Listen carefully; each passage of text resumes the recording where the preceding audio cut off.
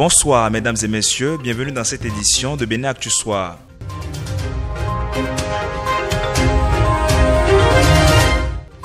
Les journalistes du Zoo sont formés ce 4 octobre à la couverture médiatique des procédures judiciaires. Une séance organisée par Social Watch Bénin en prélude à la sortie du guide en la matière. Le journaliste consultant Georges Amelon convient la tâche de la rédaction à outiller ses pairs sur les différentes aptitudes à développer pour exercer aisément la fonction de journaliste chroniqueur judiciaire. De la généralité aux techniques à développer en passant par les notions de base, les professionnels ont acquis du formateur les rudiments nécessaires pouvant leur permettre de couvrir au mieux une procédure judiciaire.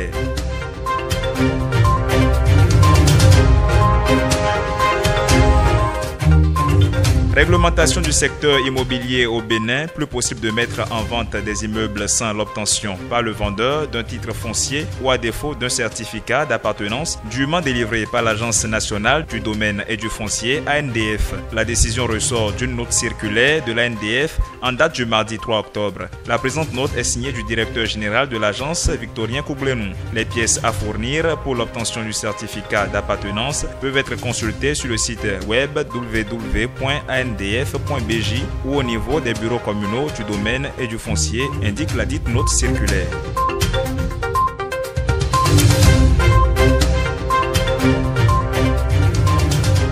Le Bénin est déclaré pays le plus ouvert au passeport africain. Il est en tête de la liste du classement Henley Passport Index 2023 des pays africains les plus ouverts au passeport africain. Ce classement a été fait en fonction des données fournies par l'autorité du transport aérien international. Juste après le Bénin, on retrouve le Burundi, suivi des Comores, du Djibouti, de la Guinée-Bissau, de Madagascar et du Rwanda. Le Soudan vient boucler la liste dans ce top 54 qui inclut la zone franc CFA de l'Union économique et monétaire ouest-africaine et la communauté économique et monétaire d'Afrique centrale. Le passeport a une portée économique, d'autant plus qu'il est un document officiel qui facilite la migration d'investisseurs en grand nombre.